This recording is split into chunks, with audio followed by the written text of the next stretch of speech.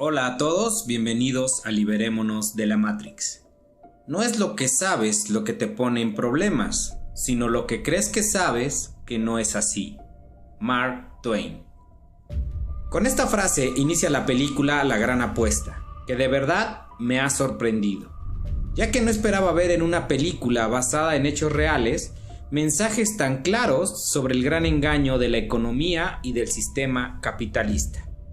La trama de la película se trata sobre los acontecimientos que desencadenaron la gran crisis económica internacional del 2008 y sobre cómo el Dr. Michael Burry en marzo del 2005 había descubierto que una gran crisis económica se iba a desatar debido al colapso de la burbuja inmobiliaria en Estados Unidos, la llamada crisis de las hipotecas, 3 años antes de que ocurriera. ¿Y cómo lo logró? Simplemente con cálculos matemáticos. Una vez conociendo esto, veamos los mensajes explícitos que nos deja esta película. En una de las primeras escenas, el narrador de esta historia dice textualmente: mientras el mundo estaba divirtiéndose, unos cuantos tipos raros vieron lo que otros no. Ellos vieron la gran mentira sobre la economía. Aquí es obvio que los tipos raros son personas despiertas y que se dan cuenta del gran engaño en el que estamos inmersos. Sin embargo, a estas personas se les pinta como conspiranoicos durante toda la película. En otra escena vemos una anécdota sobre Mark Baum, interpretado por Steve Carell, que es una de las personas raras que anticipó este colapso económico.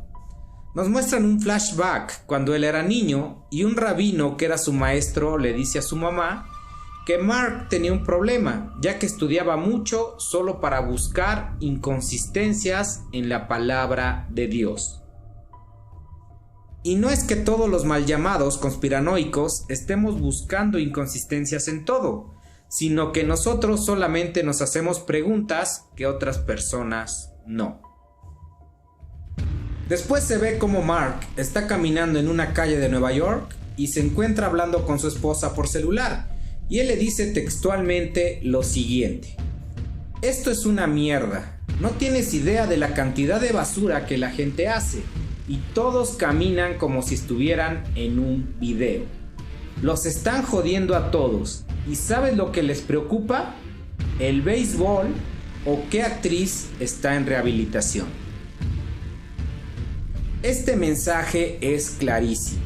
Nos habla de cómo nos controlan y del grado de zombificación a la que ha llegado la humanidad, preocupándonos por cosas vanas y sin sentido. Algo que me llamó la atención es que estas palabras que le dijo Mark a su esposa vía celular no encajaban para nada con la conversación que ellos tenían. Es obvio que el director intencionalmente metió este mensaje para que lo escucháramos y entendiéramos. En otra escena vemos cómo Mark le responde a un compañero de su equipo cuando le cuestiona si él cree que los bancos no se habían dado cuenta de la burbuja que había en las hipotecas. Y él le contesta textualmente lo siguiente: los bancos nos cobran el 25% de intereses en tarjetas de crédito. Nos han jodido con los préstamos escolares para nunca pagarlos. Y luego viene Bennett a decirme que los bancos se han vuelto avariciosos, no han controlado el mercado y me puedo beneficiar de su estupidez. Sí, claro que quiero que esté en lo cierto. Este mensaje está más claro que el agua. De verdad, el que a estas alturas crea que los bancos están para ayudarnos a guardar nuestro dinero y para ayudarnos con sus préstamos, es que está totalmente ciego. Posteriormente, el narrador de esta historia trata de explicar el por qué la economía es tan confusa y dice lo siguiente: seguridad de hipotecas, préstamos autónomos, bonos, todo es muy confuso, te aburre, pues se supone que así sea. A los banqueros les encanta usar términos confusos para hacerte pensar que ellos son los únicos que pueden hacer lo que hacen. O más aún, para que los dejen tranquilos. Aquí estoy totalmente de acuerdo. Nos hacen creer que la economía es muy compleja y enredada, y que por eso es muy difícil que una economía de tercer mundo pueda llegar a ser de primer mundo. Cuando la única diferencia entre un país rico y un país pobre es el poder adquisitivo de sus ciudadanos. Es decir, si en los países de tercer mundo sus dirigentes subieran el salario mínimo y lo igualaran con los del primer mundo, todos serían países ricos. No hay que ser un genio ni estudiar economía durante 4 años para entender esto. La gran pregunta sería, ¿por qué no lo hacen? Precisamente porque los que controlan las economías son las corporaciones, y a ellos no les interesa ni les conviene pagarle más a sus trabajadores. A lo largo de la película vemos varias escenas de cantantes famosas, comerciales de comida rápida, bancos, etc. Nos muestran entre líneas todo lo que nos controla en esta Matrix. Después vemos cómo el narrador describe a Ben Ricker, interpretado por Brad Pitt, y dice lo siguiente: Ben era oscuro, pensaba que todo el sistema había fallado, pensaba que todo el mundo había fallado. Y lamentablemente es así como muchas personas describen a los conspiranoicos, como personas desconfiadas de todo, cuando ellos no pueden ver la gran mentira en la que están inmersos. El personaje de Ben Ricker nos lo pintan como un conspiranoico, que tiene varios números de teléfono para que la NSA no rastree sus llamadas, y cuando llega a un aeropuerto usa siempre mascarilla. Un poco exagerado, pero el mensaje aquí es totalmente real. La NSA o Agencia de Seguridad Nacional se ha comprobado que en Estados Unidos espía las llamadas de la mayoría de sus ciudadanos, y muchos gobiernos del mundo ya lo están imitando. El Gran Hermano es una realidad. Poco después en la película nos muestran la siguiente frase: la verdad es como la poesía, y la mayoría de las personas odia la maldita poesía. No tengo nada que agregar a este mensaje, la verdad se ha dicho. La película sigue y vemos cómo Ben se enoja cuando ve celebrando a Charlie Geller y a su socio por el gran trato que habían hecho. Él les dice que se detengan y les pregunta que si saben lo que acaban de hacer. Y ellos le responden que hicieron el trato de su vida, por eso celebran. Y Ben les contesta que acaban de ir contra la economía americana, lo que significa que muchas personas perderán sus casas, perderán su trabajo, perderán sus pensiones y perderán sus retiros. ¿Quieren hablar de bancos? Reducen a las personas a números. ¿Quieren un número? Aquí hay un número. Cada vez que la bolsa de valores sube, 40,000 personas mueren. ¿Lo sabían?